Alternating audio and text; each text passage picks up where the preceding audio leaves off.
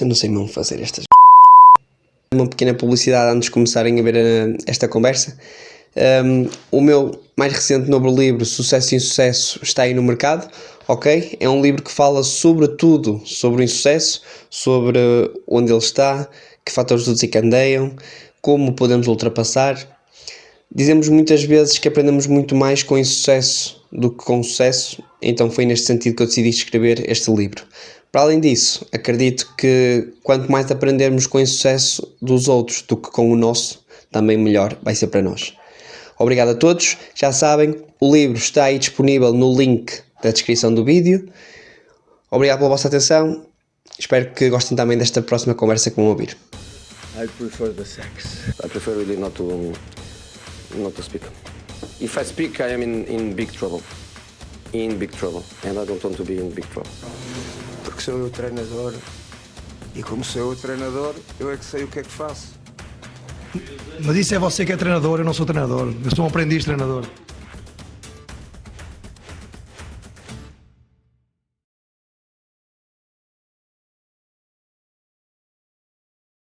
Olá a todos, sejam bem-vindos a mais uma conversa da Visão do Jogo. Hoje tem comigo o Mr. Afonso Cabral. Afonso, mais uma vez obrigado por ter aceitado o convite. Vamos lá então falar aqui um bocadinho de futebol e daquilo que são as tuas ideias. Vamos a isso, obrigado eu, Rafael, pelo convite. É um gosto sempre falar disto. Ora, queria começar com uma pergunta um bocadinho desconfortável já, se me permitires. Entrar a matar. Como é que se ultrapassa uma série de maus resultados? Olha, nós este ano, São João de Ver, começámos muito mal o campeonato. Entrámos até com uma vitória na altura sobre o Lourosa, que é derby, portanto foi uma coisa que deu algum alento, e depois tivemos sem ganhar até à, salvo erro, nona jornada. Portanto tivemos 8 jogos sem ganhar, pronto, com empates e derrotas pelo meio. Hum, não é fácil, ou seja, que começas a criar desconfiança, ou seja, ainda por cima numa fase tão precoce da época, tu começas a pôr em causa aquilo que se fez na pré-época, as coisas que se trabalharam, como se trabalharam, se os conteúdos foram bem abordados. Quando eu digo põe-se em causa, falo de nós próprios treinadores, nem estou a ir aos jogadores ainda. Começa a pôr em causa se a forma como construíste a pré-época foi a mais correta, se a forma como introduziste os conteúdos foi a mais correta, se a gestão das cargas foi a mais correta, se a equipa estava preparada fisicamente para isso. Ahm, e são pensamentos que te vão abalando, ou seja, os resultados vão abalando os pensamentos. Agora, a coisa que acho que todos os treinadores têm de ter e pelo menos nós tentámos, e nós tivemos aqui uma coisa que foi jogando a nosso favor, que foi o percurso na Taça de Portugal, que ali a meio, ou seja, ali dois jogos, dois resultados menos positivos no campeonato, depois tínhamos uma eliminatória na Taça que conseguimos superar. Depois outra vez dois resultados, mais outra eliminatória da Taça que conseguimos superar, e isso também foi dando algum alento. Mas quando passam essas fases e tu começas a conseguir consciencializar-te um bocadinho mais daquilo que são essas fases e consegues pensar de uma forma um bocadinho mais racional, percebes que às vezes não tem a ver com o teu processo, não tem a ver com falta de qualidade em treino, ou falta de qualidade em jogo, ou com a opção mais certa, ou que este jogador devia ter entrado, ou que eu devia ter entrado. Às vezes tem a ver também com o facto de uma coisa muito importante que as pessoas descuram, que é do outro lado há outro treinador também a fazer exatamente o mesmo, a estudar a minha equipa, a preparar-se da melhor forma, 20 e tal jogadores também a pensarem de forma coletiva, e isso são fases que vão sempre acontecer a todos os treinadores. Ultrapassar-se essas fases tem muito a ver com a confiança que tu tens primeiro no teu staff, primeiro em ti mesmo, aliás. A confiança que tens em ti mesmo, depois na tua equipa técnica, e depois, não menos importante, mas numa terceira parte, a confiança que tens nos teus jogadores e também a confiança que os próprios jogadores depositam em ti. E aquilo que foi importante para mim nesta sequência, acho que foi assim a primeira da minha carreira, sequência assim um bocadinho mais negra, foi perceber que as coisas estavam estáveis. Houve apoio na altura da direção, houve apoio dos jogadores, e depois a partir daí partimos para uma sequência muito, muito boa na segunda volta. Tivemos uma segunda volta espetacular, salvo erro, se contássemos só com a segunda volta, ficávamos em segundo lugar. Portanto, a equipa foi acreditando, nós fomos acreditando, e acho que isso é a principal chave, é não pôr nada em causa. Se pudesses fazer a pré-época que fizeste este ano, voltarias a fazê-lo? Se fosse para voltar atrás? Era o mesmo? Não, não, não, não, e não faria a desta época, e não faria a da época passada, e não faria a da anterior também. Acho que vais sempre tentando aprender, e aqui não tem a ver com aprender com erros ou com sucessos, tem a ver aprender só, com estudar, falar com pessoas, a nível de cargas de gestão, falar primeiro com o meu fisiologista, depois com outros, tentar ouvir palestras. Eu falo daqui da gestão das cargas porque eu não fiz o percurso normal, eu não vim do meio académico, ou seja, não tirei curso, não fiz mestrado em desporto, não tirei curso, tirei curso de treinador pelas associações. Portanto, essa parte fisiológica era uma parte que me passava um bocadinho ao lado no início da minha carreira, e daí dizer-te claramente que não faria as pré-épocas da mesma forma. Depois, a nível de conteúdos, aqui no São João de Ver, tínhamos um objetivo claro para a época que era a manutenção. Um, e na altura, se calhar, negligenciámos um bocadinho a parte na pré-época da pressão alta, em detrimento, se calhar, de um bloco médio ou de um bloco baixo, e questões de proteção de baliza, de coberturas, quem é que sai a bola, quem é que não sai, etc. E sinto que os próprios jogadores, e na altura tínhamos essa relação, e eu sempre dou sempre essa vontade aos jogadores, sobretudo aos capitães, que falaram comigo e disseram que a própria equipa sentia a necessidade de ser um bocadinho mais agressiva e de querer pressionar mais alto e de ser um bocadinho mais corajosa sem bola, na mesma medida em que nós somos bastante com bola. Portanto, após essa conversa, tentámos ali corrigir as coisas, passámos a ser uma equipa mais agressiva, mas era claramente um dos aspectos que eu mudaria nas próximas pré-épocas, que era essa questão de começar a trabalhar desde muito cedo, essa questão da pressão alta, porque dá logo outra energia à equipa, aos jogadores dá outra confiança, e eu acho que é muito importante, às vezes mais por aspectos psicológicos do que propriamente por aspectos estáticos, porque depois a pressão salta um, o outro vai, não tem muito a ver. Ok. Os treinadores pensam no insucesso posterior ou apenas se preparam para o sucesso? Pá, não, não penso. Não penso, nem podes. Tens tantos fatores que são passíveis de correr mal. Lesões de jogadores, situações às vezes na vida pessoal que fazem com que tu não estejas com a cabeça a 100% ou os jogadores não estejam com a cabeça a 100%. Instabilidades diretivas, tens tanta coisa que tu não consegues controlar. Aquilo tu tens, na minha opinião, de focar enquanto treinador, e aquilo que eu tento fazer focar aquilo que tu controlas. O que é que tu controlas? O treino, a qualidade do treino, a estratégia para o jogo, quem é que vai jogar, quem é que não vai jogar, e aquilo que tu vais querer fazer ao adversário com bola, e aquilo que tu vais tentar impedir que o adversário te faça quando ele tem a bola. Mas Portanto, imagina, mas o antecipar cenários não te vai ajudar, eventualmente, se aquele cenário acontecer? mas eu antecipo cenários, eu não penso nesses cenários como sucesso ou insucesso. Ok. Eu posso ter percebido mal a pergunta, aquilo que eu percebo é aquilo que eu interpreto da pergunta, e corrijo-me se eu estiver errado, é no longo prazo, e se eu perco agora, o que é que acontece? Ou se eu perco a seguir, o que é que acontece? Isso Não, aí, não, não. não. Estamos a falar não. de sucesso mais momentâneo, talvez. Ah, certo. O Não, ir isso, sofrer, isso. ou começares a perder um jogo muito cedo, ou Não, estás isso aos tens, 70 tens, minutos a tens perder, sim, sim. Não, uma isso tens os lesão. cenários sempre mais ou menos alinhavados. Eu costumo dizer que a minha, ou seja, eu sou uma pessoa um bocadinho esquecida na minha vida, e até algo desorganizado, entre aspas. E isso faz com que eu no futebol seja muito mais organizado, porque eu tenho de escrever tudo, tenho de apontar tudo, tenho de saber tudo ao detalhe, tenho de saber exatamente o que é que o adversário faz, o que é que o jogador X do adversário faz, o que é que o meu jogador faz, o que é que não faz, se estou a pedir coisas que são completamente irrealistas ou não. Hum, e esse planeamento de detalhe nós tentamos fazer como se estivéssemos numa primeira liga, ok? Com uma estrutura um bocadinho mais pequenina, uma equipa técnica um bocadinho mais pequenina, mas passamos muitas horas a ver vídeo de treino, a ver vídeo de jogo, a ver adversário, a ver todas as questões associadas a todos os momentos do jogo, de organização, de transição, de bola parada, etc, etc.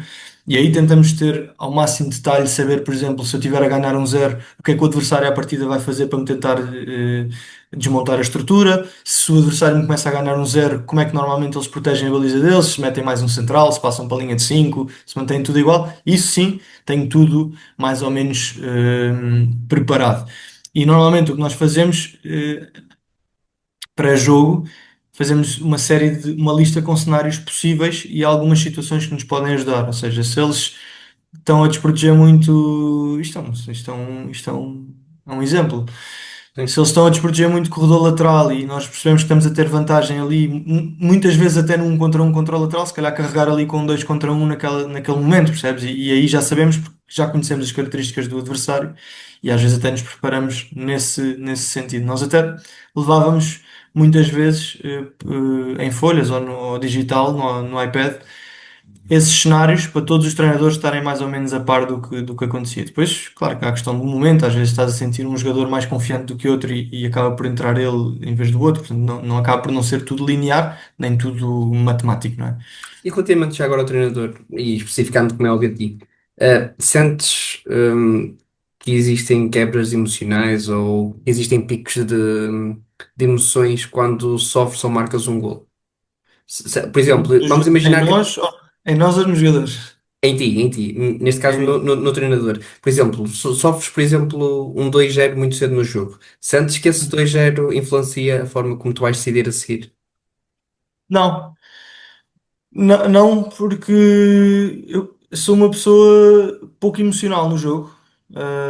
É raro ver-me em momentos de grande euforia quando marcamos golo e é raro ver-me em momentos de grande stress, quando sofremos. Ah, Normalmente sou bastante, bastante neutro, com todas as vantagens e problemas que isso acarreta, obviamente. Mas normalmente aquilo que tu pensas, se imaginando nesse cenário que tu pões, de começar a perder 2-0 muito cedo, tu se calhar pensas, ok, a estratégia se calhar não funcionou. E isto não está a correr bem. Mas depois tem a ver com o contexto e com o enquadramento do jogo. Ou seja, tu sofreste 2-0 num jogo em que passaste 15 minutos a carregar o adversário e Claro. em duas transições eles marcaram, se passaste 15 minutos em que eles foram lá 8 9 vezes e conseguiram dois golos, são cenários sempre diferentes e depois a adequação ao problema tem a ver com o próprio problema. Ou seja, se eles passaram lá os primeiros 15 minutos perto da minha baliza e fizeram 12 13 remates, bem, se calhar tenho que mudar tudo e se calhar até tenho que pensar em substituir os jogadores, se calhar tenho que trocar qualquer coisa. Se eu passei esses 15 minutos a atacar e eles em duas transições conseguiram marcar, se calhar tenho de pensar como é que posso corrigir os equilíbrios, porque a parte ofensiva, se eu continuar assim à partida, vou marcar um, dois golos e tenho é de me precaver ali para o momento de transição. Tenho de ver como é que vou fazer a questão dos equilíbrios, se calhar tenho de deixar mais um homem atrás para fazer uma superioridade, etc, etc. Portanto, isso tem sempre a ver com, com o que o jogo te pede, com o que o jogo te dá, e aquilo que eu sinto é que os treinadores, no geral, e aqui posso falar apenas por mim, não por todos, mas pelo que vou ouvindo, acho que é mais ou menos consensual, temos uma visão um bocadinho mais distante do jogo e menos emocional do que propriamente um adepto ou propriamente um jogador, às vezes que até está sentado no banco de suplentes e que não está 100% a par daquilo que se está a passar, porque muitas vezes interessa-lhe o que é específico para a posição dele. Mas imagina, não há aquele pensamento de, por exemplo, neste caso de 2-0. Se eu sofrer um Uhum. terceiro, parece que estou fora de jogo. Parece que acabou o jogo para a minha equipa. Não há esse pensamento ali durante uns segundos. Vejo um bocado ao contrário, vejo um bocado ao contrário e tive a sorte de, nestes Se poucos marcar, anos, vou estar mais perto de três dar a volta. anos exatamente, nestes 3 anos de treinador, tive a sorte de, por duas ou três vezes, acho que foram três, de passar de 0-2 para 2 igual, porque eu acho que vejo a coisa um bocadinho ao contrário, que é de uma forma até um bocadinho cínica, que é 2-0, à partida já está feito, portanto pior não há de ficar, então aí há que passar confiança, há que passar outros estímulos até, há que mudar qualquer coisa e mostrar aos jogadores que é possível, porque um 2-0 é aquele resultado que é, claro que é muito bom para quem está a ganhar 2-0, mas é um resultado algo desconfiável, porque se eu faço 2-1 ali a cerca de 30, 35 minutos do fim, ainda tenho muito tempo para conseguir ir buscar o jogo, portanto tento sempre ver as coisas de uma perspectiva um bocadinho mais analítica e menos emocional. E se calhar às vezes tentar subverter um bocado essa lógica do se sofre o outro está fechado. Ou seja, o meu pensamento é mais se eu marcar um golo isto está completamente em aberto. Portanto, sempre pensar, ver o copo meio cheio e não meio vazio. Ok. Tinha uma pergunta muito específica aqui para ti. Uh, que estratégias motivacionais aplicaste ao longo do ano para conseguir motivar os teus jogadores? E quando eu digo isto, não estou a falar de uma outra palestra, estou a falar mesmo de Uhum. estratégias específicas ao longo da época que tenhas feito. Nós tivemos a sorte de. Nós tivemos a sorte de trabalhávamos muito diretamente aqui no São João de Deus, muito diretamente com o responsável pela comunicação, com o Ricardo Capitão. E tudo o que fazíamos era através dele. Como eu digo, eu ser uma pessoa mais neutra, tanto para o bem como para o mal, depois tem as suas desvantagens. E as desvantagens é, muitas vezes, essas manobras de injeção de confiança aos jogadores, essas meio manobras de diversão, hum, têm de ser apresentadas por um treinador adjunto ou por outra pessoa. Ou seja, o que nós acabámos por fazer foi, me lembro num jogo da Taça de Portugal, nos oitavos de final contra o Oliveira do Hospital. O clube nunca tinha estado nos oitavos de final, era a primeira vez. Ahm, Fizemos um vídeo, aquilo foi perto da altura do Natal, fizemos um vídeo com todos os familiares dos jogadores, a darem-lhes ali uma força. Foi muito impactante e foi engraçado. Nós, na altura, estávamos num hotel ali perto de Tábua. E havia jogadores que não viam família, sei lá, 3 anos, 2 anos, ou seja, teve uma carga emocional muito, muito forte e até aquilo até mexeu, até comigo mexeu e não era a minha família que estava a falar, porque ver jogadores de 30 e tal anos, com o filho a chorar, com o filho a falar e a verterem uma lágrima, ver jogadores que não vêem família há 3 anos ali, eu sinto que aquilo dá uma força maior. Mas sempre o que nós tentávamos fazer, eu não sou muito dado às metáforas. Há muitos treinadores que têm aquela questão de temos esta montanha para escalar e estamos aqui, estamos ali. Eu não sou muito dado a isso. Aquilo que eu penso que motiva os jogadores é aquilo que lhes é mais próximo e que lhes diz mais. E para mim não há nada mais próximo, não há nada que lhes diga mais do que a família. Então sempre que nós tentámos fazer qualquer coisa de os motivar, foi sempre a espaço, ou seja, não podíamos fazer isto todas as semanas, não perdia o efeito naturalmente, mas tentámos sempre juntar a família. Lembro-me num jogo na fase regular. Também no almoço, de repente, a seguir ao almoço, eles desceram e estavam lá as famílias todas à espera deles. Portanto, foi também um momento, isto passado 3, 4 meses, foi muito importante. Portanto, sempre que eu acho sempre que o jogador, e qualquer pessoa, treinadores, etc, etc, hum, começam a relativizar o problema, ou seja, percebendo que as famílias estão com eles, as pessoas estão sempre com eles. hum, que lhes são mais próximas. E era uma coisa que eu lhes dizia sempre, e foi sempre nessa ótica que nós tentámos motivá-los, estas estratégias de motivação, que é aquelas pessoas, quer eles ganhem, quer eles percam, quer eles deixam divisão, quer eles subam divisão, vão estar lá sempre, vão sempre apoiá-los. E, e, isso eu sinto que eles sentem que é o mais importante. Na altura, nós quando jogámos no Rio Ave, nos quartos de final da taça, eu até falei disso com eles, que é, vocês agora estão a ter uma série de propaganda, aparecem, toda a gente quer entrevistas com eles e toda a gente quer saber como é que está a correr a preparação, e era o jornal X, Y e Z a quererem falar. E uma das coisas que eu lhes disse antes do jogo com o Rio Ave foi exatamente isso, que era, curiosamente, era a eliminatória a seguir a essa do Oliveira do Hospital. Que eu disse-lhes, e com o Rio Ave não fizemos nenhuma estratégia de motivação também. Acho que a motivação estava toda lá, jogar contra uma equipa de Primeira Liga. E eu disse-lhes, vocês, essa atenção que vocês estão a ter, esse mediatismo é espetacular, é ótimo, e é isso que nós queremos no futuro, é isso que almejamos, porque se estivermos na Primeira Liga, é isso que vai acontecer todas as semanas. Alguns já o tinham tido, mas aquilo que é mesmo importante reter e aquilo que vai ficando, é este apoio incondicional, este carinho, esta proximidade que tu vais tendo das pessoas que te são mesmo próximas. Portanto, sempre que é para fazer algo motivacional e algo que seja mesmo para mexer com eles, normalmente eu recorro à família. Ok. Podemos começar a ir para a parte mais tática? Vamos a isso. Ok. A primeira pergunta que eu tenho, e até porque eu me obrigo a pensar um bocadinho sobre isto, é porque é que nós treinadores cada vez mais vamos no sentido de querer um jogo mais apoiado do que vertical? Esta podemos ficar aqui 2 horas. Ahm, Olha, eu acho que cada treinador tem a sua maneira de ver as coisas. Isto também funciona por fases. Guardiola de Barcelona, toda a gente queria tocar, tocar, tocar, tocar. Ninguém tinha o Messi, o Iniesta e o Xavi. Depois, na altura do Klopp, toda a gente queria pressionar muito alto. Quando o Klopp ganha a Champions, Liverpool. Isto saltando aqui algumas fases, né? Toda a gente queria pressionar muito alto. Agora,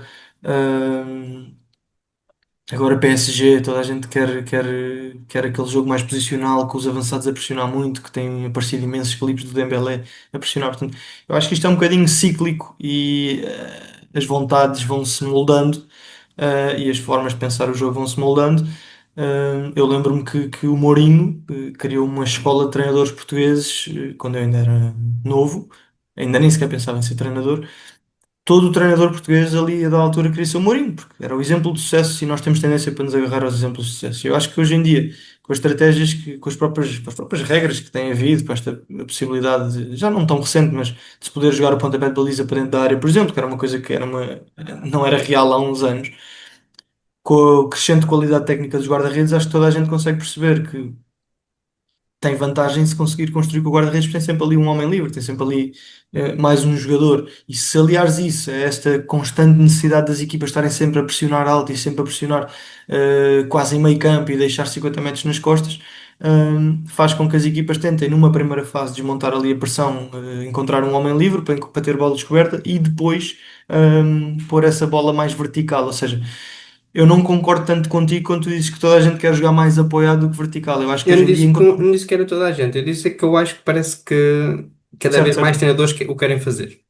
Mas é isso, ou seja, eu concordo na medida em que vês mais pessoas a tentar sair a jogar a partir de trás, mas eu acho que hoje em dia já encontras um híbrido, porque tu tentas fazer dois, três, quatro passos para soltar-te da pressão para depois lançares de longo num 3 para 3 num 2 para 2 no que for. Um, e isso é uma ideia que eu partilho, ou seja, eu gosto de ter bola, defendo sempre uma máxima que é enquanto eu tenho a bola, o adversário não me marca golo à partida. Posso ter um grande azar, mas 99,9% das vezes, se eu tiver a bola, o adversário não marca golo. Portanto, eu gosto de jogar a partir de trás, filo desde o primeiro dia, desde o primeiro dia no Sintrense, um, Campeonato de Portugal na altura, e a malta dizia. Tu és maluco, vais jogar a sintéticos horríveis, vais jogar a relevados pantanosos, isso não faz sentido. E a verdade é que nós conseguimos jogar, queríamos jogar, propusemos a jogar e queríamos fazê-lo. Tínhamos um guarda-redes na altura muito forte na primeira época com os pés, incrível, jogava com o pé esquerdo e com o pé direito, uma coisa incrível mesmo. Um, e aquilo que nós fizemos foi, numa primeira fase, dar confiança aos jogadores para poderem jogar, para quererem jogar, independentemente das condições. Ou seja, se eu te digo se eu daqui para ti a bola fica presa na lama, eu não vou andar a trocar passes, pronto, vou procurar bola longa, primeira bola, segunda bola, é o quê? Tens de adaptar às condições do terreno. Mas aquilo que nós fizemos numa primeira fase foi dar confiança aos jogadores para poderem abraçar esta ideia, porque acho que isso é o mais importante. Seja a tua ideia jogar longo, jogar curto, os jogadores têm de estar contigo. E tu tens de primeiro saber defendê-la e depois mostrar que és apaixonado por ela, que a defendes até à morte. Porque se o jogador sentir ali um bocadinho de dúvida, vai aproveitar de certeza para rasgar a ideia. Um, essa é a primeira fase de qualquer conceptualização, de qualquer modelo de jogo, como quiser chamar. E depois a segunda fase foi tendo eles essa confiança, dar-lhes os mecanismos coletivos, posicionamentos base, orientação de apoio, etc, etc, bases para eles poderem ter sucesso. E aquilo que nós tentámos fazer muito na altura no Sintrense foi exatamente isso, foi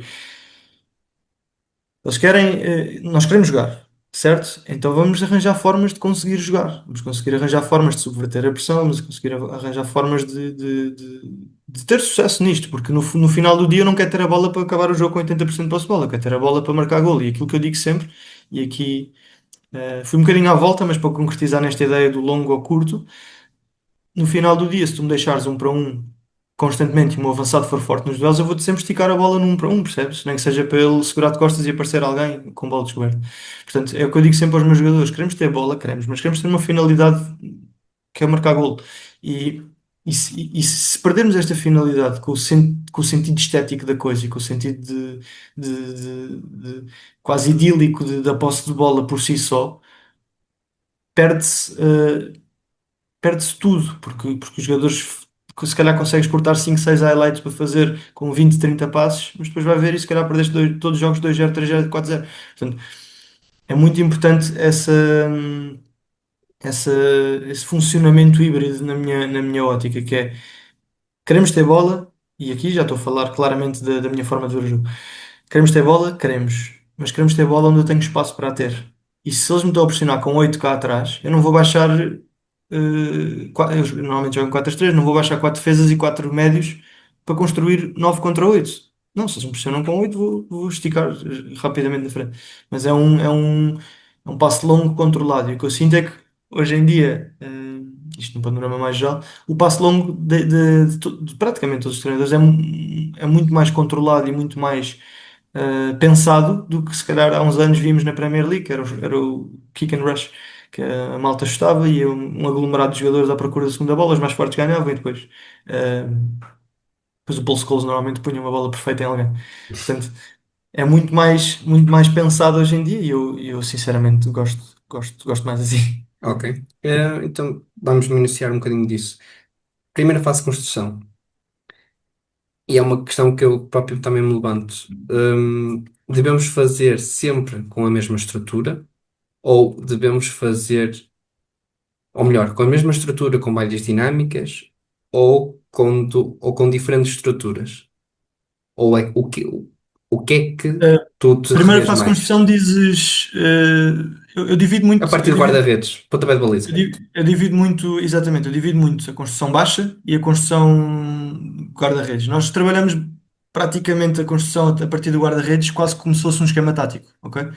Posicionamentos muito certos, muitas coisas e vamos mudando. Nós nestes 3 anos, posicionamento para lá, posicionamento para cá, tínhamos duas estruturas principais no pontapé de baliza, que era 4-3-3, com um 6 e dois 8, a primeira, e a segunda era um 4-2-4, em que havia quatro jogadores a fixar a linha defensiva deles. Nas duas estruturas, o objetivo era claro, chegar ao homem livre. Ponto. Vou por partes. Estrutura em 4-3-3 e é uma das coisas que nós trabalhamos muito, que é a questão da rotação dos médios. Os nossos médios andam sempre a rodar de forma organizada, ou seja, de forma coletivamente pensada. Eles sabem exatamente quando é que têm de rodar e sabem exatamente o que é que têm de fazer quando o outro começa a rodar. Basicamente, essa rotação de médios o que faz é quase uma inversão do triângulo de meio campo de 1-2 para 2-1. Ok? E a inversão do triângulo de 1-2 para 2-1 normalmente é para procurares aquele apoio frontal para te soltar num homem livre, para encontrares o terceiro homem. Fazíamos muito isso. Foi claramente a solução que usámos mais, porque hoje em dia quase toda a gente pressiona em homem a homem. Então era a solução que nós encontrávamos. Essa solução, muitas das vezes, vamos imaginar que eles pressionavam com os dois avançados, os nossos dois centrais, a bola está no guarda-redes, o avançado é obrigado a libertar o central para ir ao guarda-redes e o guarda-redes procura um dos médios para libertar no central. O central aí já começa a carregar em condução e obriga a outra equipa a correr para trás. Essa era uma das soluções que nós usávamos muito e aí muitas vezes nem íamos ao corredor lateral.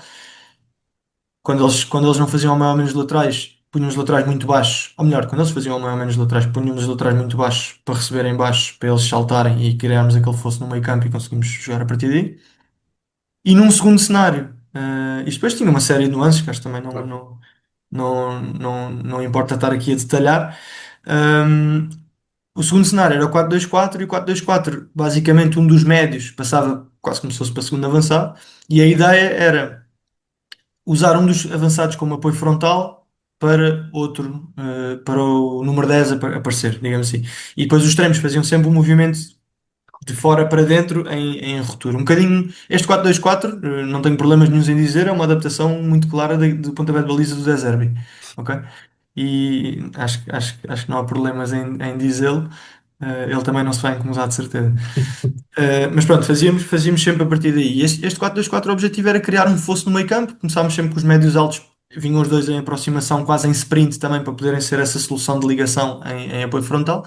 E aí depois tínhamos de perceber quem é que era o homem livre, ou seja, se era o avançado a pressionar, hum, se era o avançado a pressionar, o central ia ficar livre, se era um dos extremos, o lateral ia ficar livre, e esse apoio frontal tinha de ser logo a lateralizar. Era um passo que os médios chateavam-me sempre a cabeça a dizer que não gostavam de fazer, que é aquele estão a vir de frente e têm de mandar uma banana para.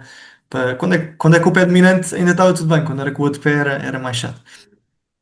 E depois também havia outra coisa, ainda há dias pus um vídeo no Twitter sobre isso, que é depois há coisas que os teus próprios jogadores resolvem por ti. E muitas vezes nesta questão do pontapé de baliza, hum, a qualidade individual dos médios resolveu o problema. Eu tinha um médio este ano, que é o Paulo Lima, no São João de Vez, já tinha estado comigo no Sintrense.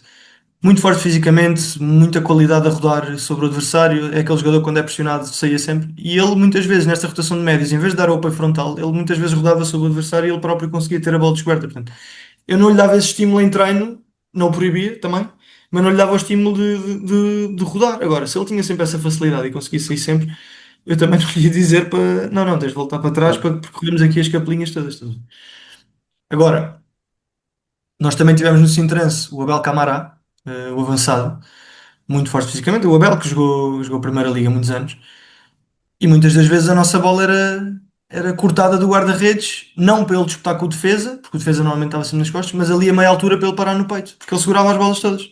E nunca tinha problemas em segurar. E muitas vezes o Abel segurava para um dos médios e os médios já conseguiam libertar o extremo. Portanto, temos uma ideia base e uma concepção geral daquilo que queremos fazer e depois temos de tentar, aproveitamos sempre aquilo que são as mais-valias dos nossos jogadores e aquilo que eles conseguem dar-nos. Ou seja, o objetivo é chegar à baliza. Portanto, se eu consigo chegar à baliza em 3 passos, não vou fazer 20, percebes? Claro. Falaste aí de duas estruturas. Elas dependem da pressão do teu adversário? Sim, sim. Qualquer uma, ou seja, aquilo que posso dizer que apanhei, pá, mais de 80% das vezes, foi estruturas de pressão em homem a homem, sobretudo no pontapé de baliza. E aí era um bocado irrelevante qual era a estrutura que eu utilizava, de verdade. Porque eu quer tivessem 4-4-2, quer tivessem 4-3-3, eles estavam homem a homem, portanto era um bocadinho igual. A única coisa que eu fazia quando era homem a homem, hum, no 4-3-3, fazia mais vezes o 4-3-3 por uma razão, que era abria Obrigavas os todos os extremos centrais, completamente, muito provavelmente a sair um dos médios, digo eu. também, mas, ou seja, se eles me fizessem homem a homem total, eu ter o 4-2-4, a única coisa que ia fazer era que eles tivessem lá uma linha de 4 bem guardadinha, ou seja, apesar de ser um 4-4, eu prefiro lá ter um 3-3, sendo que o 3-3 o que eu consigo fazer é, se eu meter os extremos completamente abertos e o avançado numa posição fixa muito central, dependendo do lado que a bola vai, eles vão ter de decidir como é que vão jogar com isso. E se eu tenho um avançado com capacidade de me segurar ali a bola, há ali uma clareira para explorar. Porque se imagina, nesse caso do Abel, o Abel segurava. Os defesas tinham, deixando os três, eles tinham uma hipótese, que era ou fechavam os três e se a bola fosse para a direita, atacavam o meu extremo direito. Eu estou a bola para a direita do meu ataque. Sim. Atacavam o meu extremo direito e fechavam com o lateral direito deles, por dentro, para fazer aquele 2 contra 1 contra o central. E se fosse esse o caso, se o avançado dominasse de peito e soltasse a segundo toque para a profundidade do extremo, ele nunca tinha hipótese de lá chegar. Ou tinha outra hipótese que era eles ficavam logo abertos, não é comum isto, quase nunca acontece, ou ficavam quase sempre abertos já para uma distância curta para poderem encurtar logo no nosso extremo, e se fosse esse o caso, era o médio que rasgava por dentro, porque havia ali uma clareira de 20-25 metros entre o central deles e o central exterior, ou o lateral que fosse, dependendo de eles estarem a 3 ou a 4. Ora, falámos um bocadinho da primeira fase de construção. Pergunto agora sobre o último terço. Que princípios é que se regem para conseguirmos ultrapassar uma estrutura organizada em bloco baixo? Para mim é a parte claramente mais complexa de se treinar, mais complicada, porque acho que tem uma cota-parte ainda grande daquilo que é a criatividade dos jogadores. Porque essa é a fase em que tu tens de eliminar adversários sim ou sim. Uh, não, ou seja, tu podes ter uma estrutura perfeita, seja mais posicional, com extremos completamente abertos, ou mais funcional, com toda a gente perto da zona da bola, mas se não consegues ter jogadores que em drible te tirem o adversário da frente ou em combinação, é muito difícil chegar à baliza adversária. Aquilo que nós trabalhamos nessa fase é uma série de princípios, uma série de comportamentos, vá, individuais do que nós queremos quando a bola está descoberta, quando a bola está coberta, linhas de passe que têm de ser dadas, posicionamentos em corredor lateral, sobretudo, para chegar a uma zona do terreno onde nós queremos. Nós trabalhamos muito, ou queremos muito, chegar àquela zona de cruzamento atrasado, já quase dentro, no interior da área, cruzamento de linha de fundo, aquele que ou picas ao segundo posto ou atrasas. E então aquilo que nós fazemos é em corredor lateral, damos muitos mecanismos aos jogadores e trabalhamos muito a forma como eles chegam lá. Nós trabalhamos muito essa questão chamamos-lhe o triângulo de corredor lateral, normalmente é o 8 o extremo e o lateral do mesmo lado, em que nós definimos que sempre que à partida tem de estar três posicionamentos garantidos nessa zona. Ahm, Tem de haver um elemento na largura, tem de haver um elemento entre linhas e tem de haver um elemento, nós chamamos-lhe o elemento de controle. Quem é, não me interessa. Ou seja, se for o lateral aberto e o 8 de frente para o jogo, com o enquadrado e o extremo entre linhas, dá-me igual do que se for o lateral cá atrás, o extremo aberto e o 8 entre linhas, que seria o mais tradicional. Ou seja, damos-lhes total liberdade nesse aspecto para conseguirem. Aquilo que nós tentamos fazer e trabalhamos muito é combinações curtas e trabalhamos muito essa situação de 3 contra 3 em corredor lateral para haver um movimento de ruptura e haver esse passe. Então nós no jogo tentamos fazer isso, sendo que é complicado, mas é das poucas coisas coletivas em último terço que nós padronizamos, se excluirmos como atacamos a área, claro. Isso Sim. também é importante. O ataque às zonas de finalização, quem é que ataca o primeiro, quem é que ataca o segundo. Pronto, mas isso, excluindo isso, como chegamos lá, é das poucas coisas que nós trabalhamos coletivamente, é essa dinâmica de corredor lateral, ou seja, essa questão de como fazer e o que fazer, em corredor lateral, porque eu sinto que depois tem a ver muito com a criatividade e nós, sobretudo nestas divisões, um, dá-me a sensação que é mais fácil, e digo nestas divisões, mas em todas, até nos campeonatos de elite, dá-me a sensação que é mais fácil haver eliminar esse jogador individualmente do que coletivamente, porque estamos a falar de um espaço tão curto e tem de haver ali uma combinação tão rápida e um passo na profundidade e aquilo tem de ser tudo tão bem medido e tão bem orquestrado que é sempre muito complicado não falhar nada. Ou um passo não sair um bocadinho curto, ou o movimento do jogador não sair cedo demais e ele estar fora de jogo. Portanto, individualmente ainda é a forma mais simples de se solucionar o problema. E depois trabalhamos aspectos relacionados com finalização, ataque a cruzamento, como fazemos em corredor central e depois dentro dos 11 para 11 que fazemos em treinos, muitas vezes estamos a trabalhar em meio campo ofensivo, damos luzes, mas mais individuais e mais comportamentais, ou seja, falar com o médio, tu recebeste a bola aqui, o que é que tu devias ter feito nesta situação? Mesmo às vezes, a maior parte das vezes, com recurso a vídeo. Ou seja, o médio recebe a bola entre linhas e se calhar está ali com um espaço que pode orientar. E acabou por jogar para trás porque era o mais fácil, era o mais seguro. Tentar mostrar-lhe porque é que tu fizeste isso. Ou porque é que não arriscaste. E aí, depois também tem a ver um bocadinho com o treinador e eu particularmente digo sempre no último terço é para eles se divertirem, é para eles arriscarem, é para eles tentarem rematar de longe, é para eles tentarem fintar. Muitas vezes aquelas fintas mais feias, tentar um túnel, tentar o que seja, o jogador também dispersar-se um bocadinho e ser ele próprio. E o último terço é a zona onde eu normalmente não restringe nada ao jogador. Agora, se me disseste que estás numa situação de 2 para 0 e o jogador tentou dar uma cueca ao guarda-redes em vez de dar para o lado para o outro finalizar, aí vou-me irritar e vou dar-lhe na cabeça. Mas se estamos numa situação de apuros, ele está colado à linha e tentou fazer um drible, e o drible não foi mal, não foi bem sucedido, tudo bem, não passa nada. Esse é o risco que nós queremos desse jogador. Não queremos que o jogador esteja sempre a voltar para trás, a circular, a ir para o outro lado, etc, etc. A Ok. dada altura temos de forçar, temos de tentar entrar de alguma forma. Ok. Disseste que cerca de 80% das equipas te pressionavam homem a homem para pontapé de baliza. Uhum. Eu pergunto, também assim te pressionas? No pontapé de baliza, depende. Depende das situações. Do quê? Depende da estrutura adversária, acima de tudo. Normalmente o que eu faço, vamos supor que o guarda-redes. Vamos pensar numa estrutura adversária de um 4-3-3. Ok? Nesse 4-3-3, eu prefiro ter 4 contra 3 na minha linha defensiva e o avançado encaminhar para um lado e a nossa zona de pressão ser corredor lateral. Ou seja, encaminhamos para um lado. Vamos imaginar que o guarda-redes sai com a bola, sai para um dos centrais. Ahm, o Mas, avançado faz o mas para quê? movimento. Para dar conforto no meio campo? Para conseguires fechar homem a homem no meio campo? O meu homem acabaria por fechar sempre. É mais para ter a superioridade na última linha. Ok. Depois também depende muito das equipas. Vamos imaginar, se uma equipa não me ataca a profundidade, os jogadores vêm todos em apoio. Se calhar não preciso ter lá um 4 para 3, percebes? Se as equipas, dois toques e sai logo longo. Pá, se calhar prefiro ter dois jogadores ali na linha recuada, alguma coisa corre mal, lá um já consegue voltar para trás. Então aí encaminhamos. Quando as equipas saem com 13, aconteceu-nos este ano contra o Braga B. O Braga B punha mesmo os três centrais, dois à direita do guarda-redes e um. à esquerda, e aí saímos logo com os extremos e com o avançado na pressão, como se fosse a pressão em campo inteiro. E aí pressionávamos ao meio homem. Ok, e se for, por exemplo, 4-4-2, da forma como tu próprio construías? 4-4-2, Homem? 4, não, 4-4-2, deixo o 6 solto, normalmente. Isto depois é variável, depende das equipas, Claro, mas vamos falar em termos genéricos. Deixo o 6 solto, o avançado continua a encaminhar a pressão para um dos lados. E se, ou seja, porque a partir do 4-4-2, à partida eles vão ter 4 homens contra 4 na nossa linha defensiva. Vamos imaginar que os exatamente. extremos estão altos. Se for necessário, imagina que o extremo.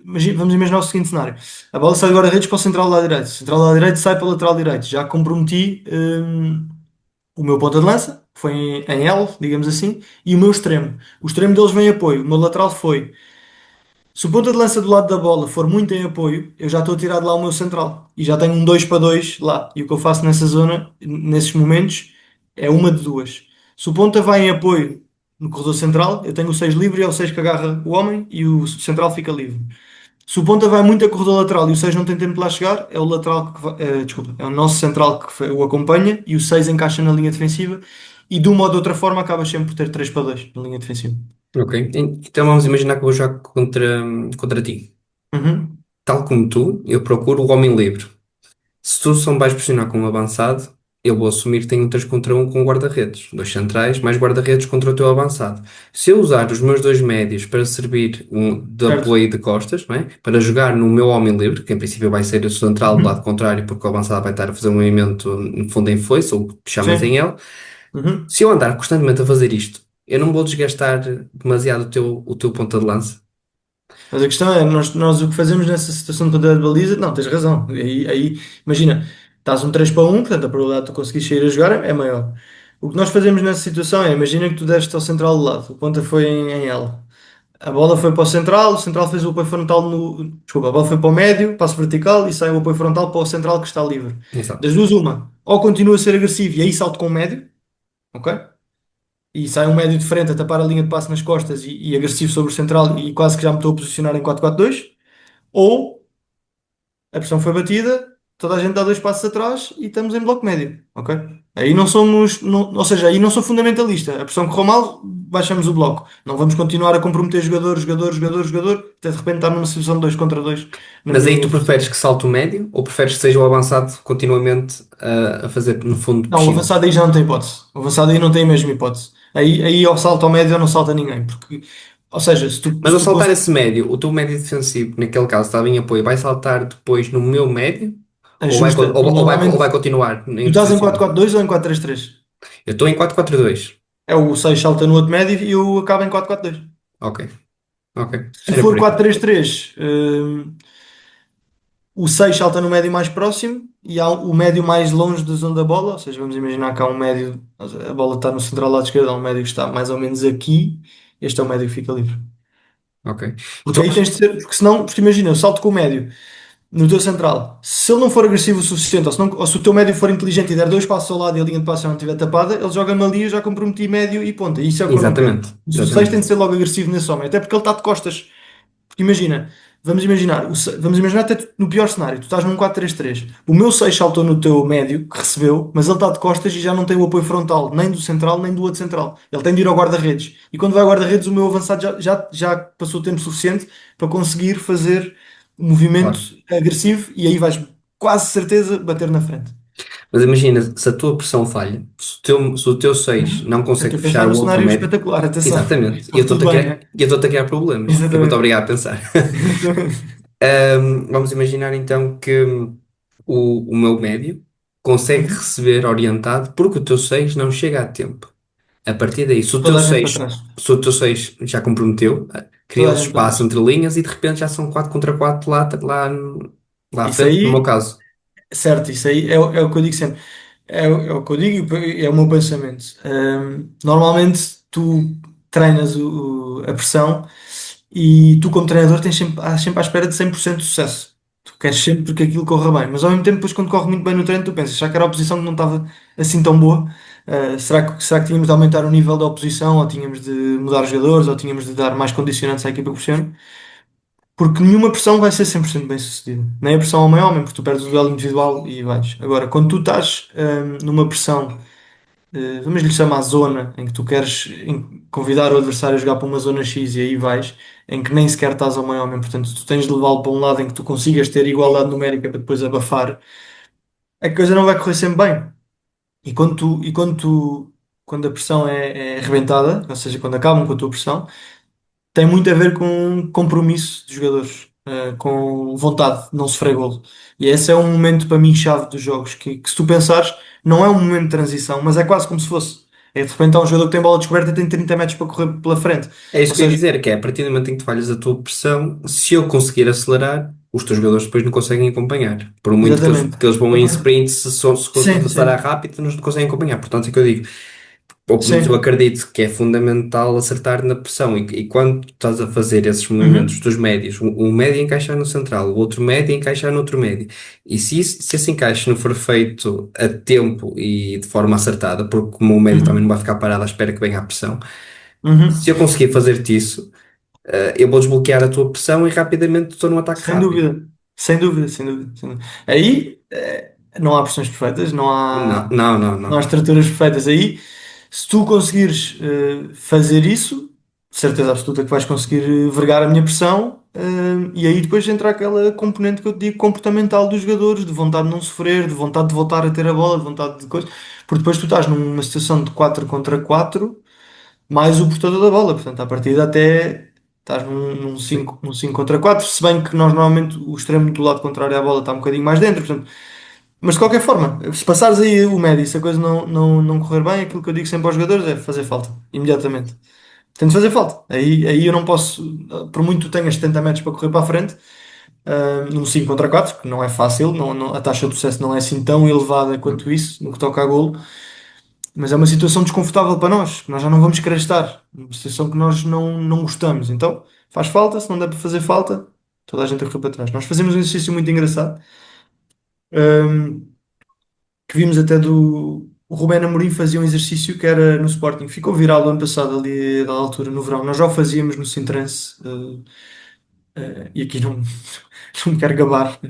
O exercício é popular por causa do Rubén Amorim, não é por minha causa, obviamente. Que era um exercício em que ele estava a montar.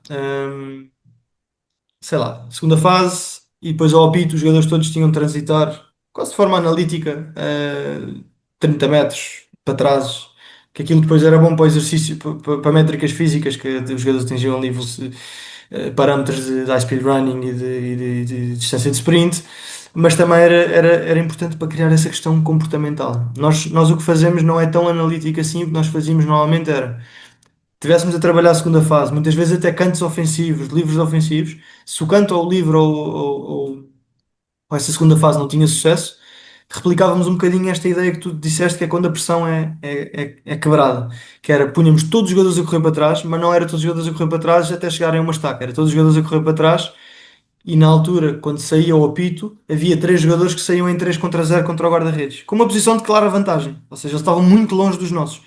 E o nosso objetivo era que os nossos tentassem, primeiro, impedir o gol desse 3 contra 0 e não dando, porque era muito difícil, era mesmo muito difícil, que todos, quando fosse o gol dos 3 contra 0, tivessem atrás de uma linha azul. Porque isso mostrava que eles queriam e que tinham vontade. Então, depois nós, em jogo, nessa situação que tu dizes, acontecia muitas vezes, como havia muitas equipas que trabalhavam muito bem a bola na nossa liga, como podes imaginar.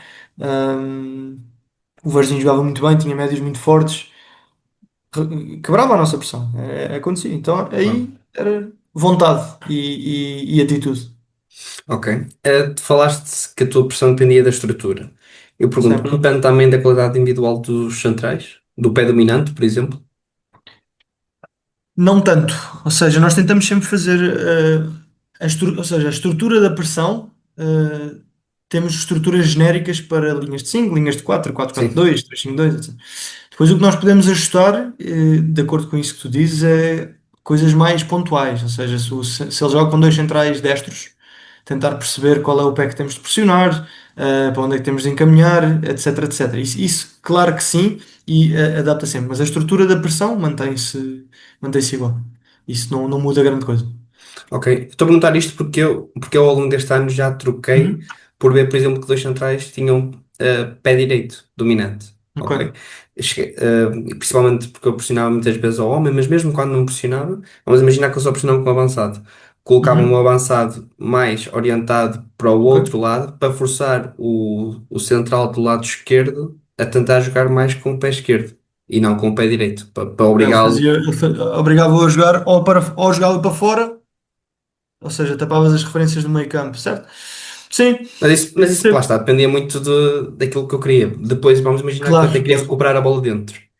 Aí sim, aí se calhar. E também cheguei a fazer, que era meter os meus dois a pressionar fora, para Uhum. obrigar os jogadores que estão habituados a jogar para fora, para os laterais, não é? Que é como eles sentem-se confortáveis. E já Uhum.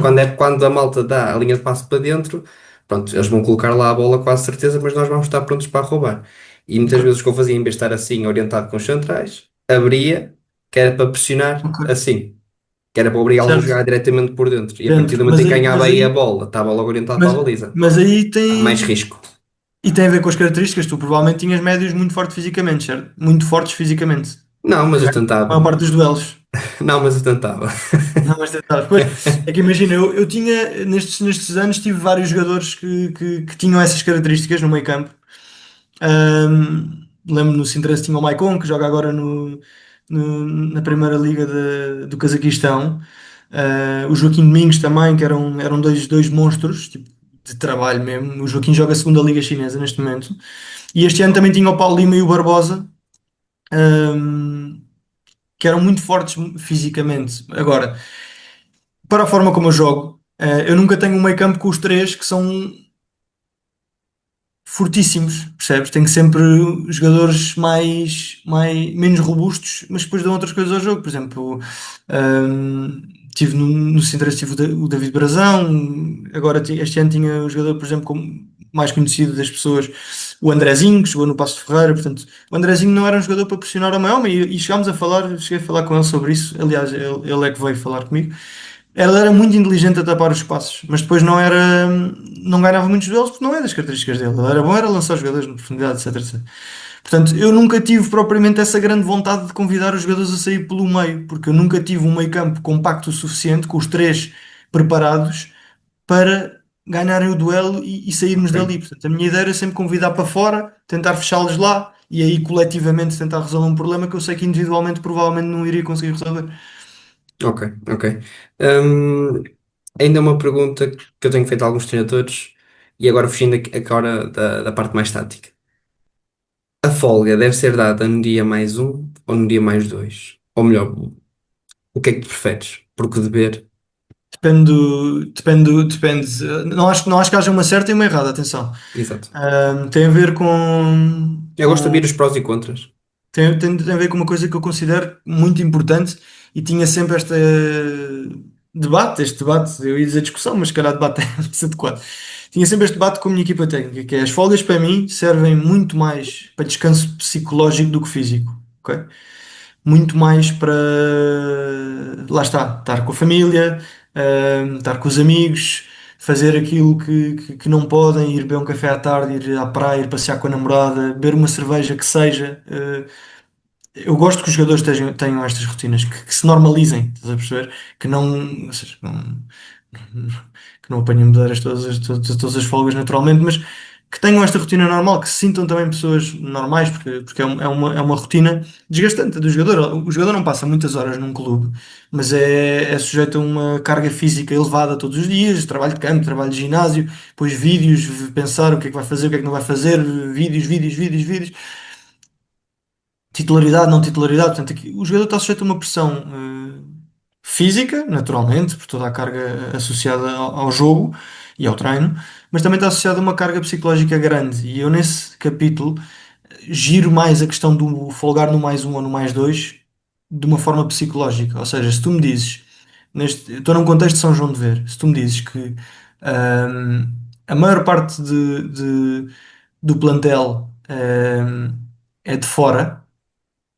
e nós jogámos a um sábado, se calhar eu dou-lhes a folga ao domingo, porque sei que a maior parte deles vai poder estar com as famílias ao domingo. E este ano criámos essa norma. Sempre jogávamos ao sábado, isto para te explicar que eu não tenho nenhum preferido. Sempre que jogávamos ao sábado, folgávamos ao domingo. Sempre que jogávamos ao domingo, folgávamos à terça. Ou seja, quando jogávamos ao domingo ou à sexta, nunca jogámos à sexta, mas quando era domingo ou sexta, folgávamos no mais dois. Quando era sábado, folgávamos no mais um. Sábado já Ok. expliquei a razão. No domingo, folgámos no mais dois, exatamente pela mesma razão, que era se eu tinha pessoas a morar longe, se eu treinasse, o jogo normalmente era sempre às 3 ou às 5 da tarde. Se eu treinasse de manhã às 10 da manhã e eles às 11h30 tivessem despachados, tinham essa tarde toda para poder estar com a família, mais o dia todo seguinte. Quando no dia do jogo, ah, se acabasse às 7, só tinham das 7 para a frente, mais o dia a seguir. E muitas vezes com o que isso acarreta. Depois de uma derrota, ainda estavam a pensar no jogo, ainda estavam frustrados, alguns não entraram e ficaram frustrados, ou um jogo correu mal e não dá. Pronto. Portanto, folgar no mais dois permitia-lhes ir ter mais tempo e ir com a cabeça um bocadinho mais limpa. O Ok. folgar no mais um era por ser domingo e eu saber que a maior parte das pessoas está de folga ao domingo e eles poderem passar mais tempo com a família. Portanto, uma questão muito mais psicológica do que física, na minha opinião. Ok. Afonso, chegamos então àquela parte em que eu te pergunto se preferes uma coisa ou outra e tens que responder sem me Vamos. justificar muito. Ok? Ok. Que momentos mais trabalhas? Bolas paradas ofensivas ou defensivas? Defensivas. Vantagens numéricas ou dinâmicas? Não dá para dizer os dois.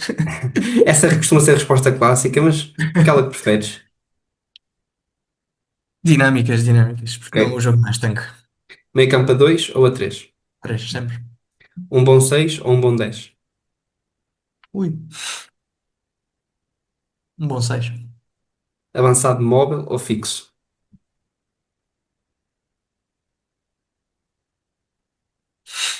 Fixo. Ahm, Vamos individualizar. Yamal ou Rafinha? E há mal. Vinícius ou Mbappé? Mbappé. Vitinha ou Pedri?